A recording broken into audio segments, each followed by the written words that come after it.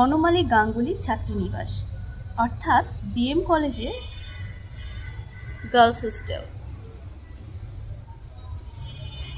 এই girls hostel নিয়ে আপনাদের নানান রকম প্রশ্ন, তাই না? সো আজকে আমি একটা ভিডিওতে আপনাদের সাথে শেয়ার করব এই বনমালী গাঙ্গুলী গার্লস হোস্টেলে আমার মোস্ট ফেভারিট একটা প্লেস। সেই বনমালী গাঙ্গুলী ছাত্রীনিবাসে টোটাল 4টা ভবন রয়েছে। So let's go. আমি এখন যাব নতুন ভবনে।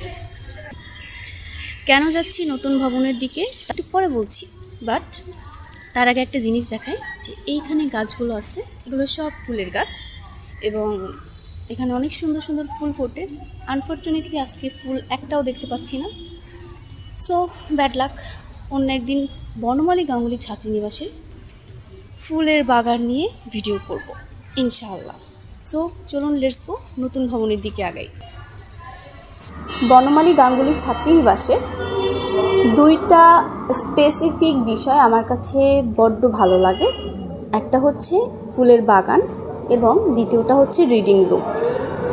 So let's go. এখন চলে যাচ্ছি আমি রিডিং রুমে। রিডিং রুমের পরিবেশটা এতটাই সুন্দর যে এখানে আসলে আপনারা এখান থেকে যেতেই মন চাইবে না।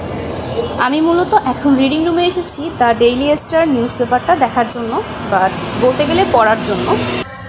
এই মুহূর্তে রিডিং রুমে অনেকেই পড়াশোনা করতেছে, যার কারণে আমি একটা শর্টসের মধ্যে হোল রিডিং রুমটাকে নিয়ে আসতে পারছি না।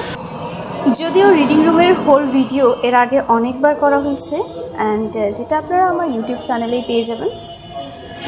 সো এটাই ছিল বনমালী গাঙ্গুলী ছাত্রীনিবাসের আমার খুব পছন্দের একটা প্লেস।